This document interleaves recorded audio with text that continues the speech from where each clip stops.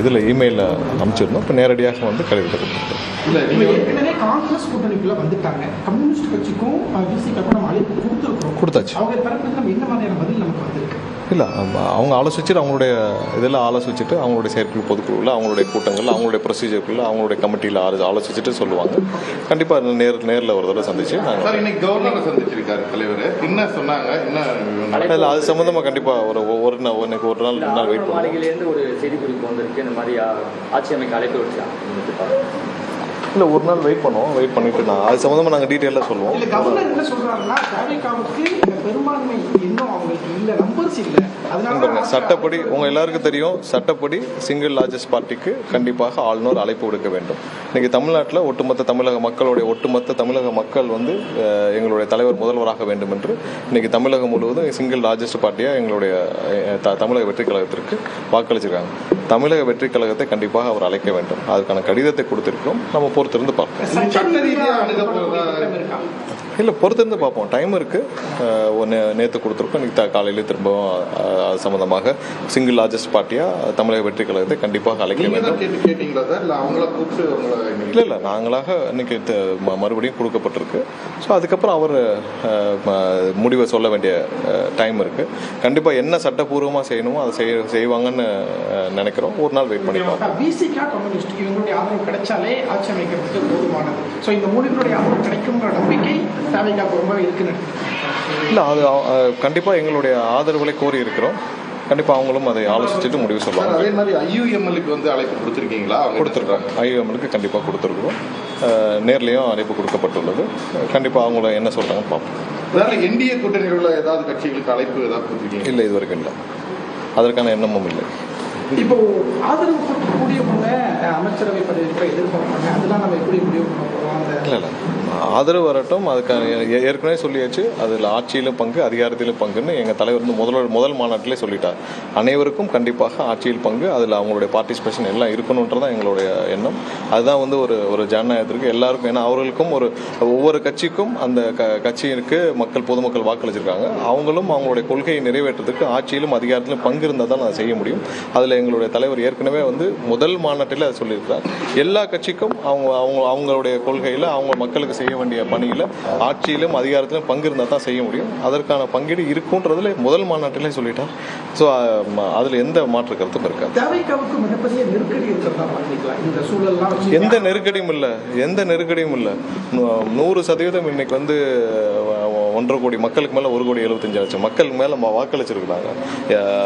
ஒட்டுமொத்த தமிழக மக்களும் எங்களுடைய தலைவர் முதல்வரான வாக்களிச்சிருக்காங்க. இப்படி ஒரு தேர்தல் இதுவரை நீங்கள் பார்க்காத ஒரு தேர்தல் ஒரு வருஷம் சொல்லிட்டு இருக்கோம். நீங்கள் யாரும் பார்க்காத ஒரு தேர்தலாக கண்டிப்பாக இது இருந்திருக்கும். அதனால தான் நம்புறீங்க.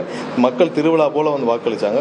மாற்றத்தை விரும்பி வாக்களிச்சாங்க. மக்கள் என்ன நினைச்சு வாக்களிச்சாங்களோ அது 100% நாங்கள் ஆளுநரை சந்திக்க வரும்போது எந்த போலீஸ் இல்லாமல் திரும்ப போகும்போது இல்லை, அது வேண்டான்னு இல்லை. கண்டிப்பாக அது எப்போவுமே அந்த இதனால தேவையில்லாத பொதுமக்களுக்கு இடையூறுகள் வேண்டான்னு சொன்னதான் எங்கள் தலைவர் தான் வேண்டான்னு சொல்லி நேற்று அந்த போலீஸும் அந்த எஸ்கார்டும் இதுவும் வேண்டான்னு எங்களுடைய தலைவர் எடுத்த முடிவு தான். தலைவர் தான் வேண்டான்னு சொல்லி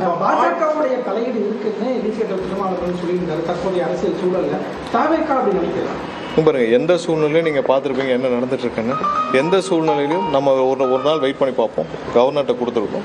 என்ன வருதோ நம்ம வெயிட் பண்ணி பார்ப்போம். அதனால ஒன்றும் இல்லை. ஒரு நாள் நேற்று தான் கொடுத்துருக்கோம். இன்றைக்கி ஒரு நாள் இருக்குது. சட்டப்படி என்ன செய்யணுமோ அதை கவர்னர் செய்வார்னு நினைப்போம். செய்யலைன்னா அதுக்கு அடுத்த முடிவுகள் என்ன செய்யணும். ஓகே,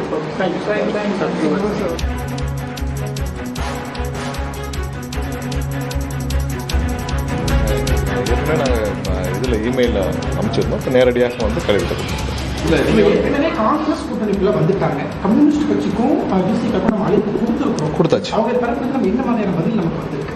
இல்லை, அவங்க ஆலோசிச்சுட்டு அவங்களுடைய இதெல்லாம் ஆலோசிச்சுட்டு அவங்களுடைய செயற்குழு பொதுக்குழுவில் அவங்களுடைய கூட்டங்கள் அவங்களுடைய ப்ரொசீஜருக்குள்ள அவங்களுடைய கமிட்டியில் ஆலோசிச்சுட்டு சொல்லுவாங்க. கண்டிப்பாக நேரில் ஒரு தடவை சந்திச்சு நாங்கள் இன்னைக்கு கவர்னரை சந்திச்சிருக்காரு தலைவர். என்ன சொன்னாங்க? என்ன இல்லை, அது சம்மந்தமாக கண்டிப்பாக ஒரு நாள் ரெண்டு நாள் வெயிட் பண்ணுவோம். மாளிகையிலேருந்து ஒரு செய்தி குறிப்பு வந்திருக்கு. இந்த மாதிரி ஆட்சி அமைக்க அழைப்பு வச்சாங்க. இல்லை ஒரு நாள் வெயிட் பண்ணுவோம். வெயிட் பண்ணிவிட்டு நான் அது சம்மந்தமாக நாங்கள் டீட்டெயிலாக சொல்லுவோம். இல்ல கவர்னர் என்ன சொல்றாருன்னா தாவேகாவுக்கு இந்த பெரும்பான்மை இன்னும் அவங்களுக்கு இல்ல, நம்பர்ஸ் இல்ல, அதனால சட்டப்படி உங்கள் எல்லாருக்கும் தெரியும், சட்டப்படி சிங்கிள் லார்ஜஸ்ட் பார்ட்டிக்கு கண்டிப்பாக ஆளுநர் அழைப்பு விடுக்க வேண்டும். இன்றைக்கி தமிழ்நாட்டில் ஒட்டுமொத்த தமிழக மக்களுடைய ஒட்டுமொத்த தமிழக மக்கள் வந்து எங்களுடைய தலைவர் முதல்வராக வேண்டும் என்று இன்றைக்கி தமிழகம் முழுவதும் சிங்கிள் லார்ஜஸ்ட் பார்ட்டியாக எங்களுடைய தமிழக வெற்றி கழகத்திற்கு வாக்களிச்சிருக்காங்க.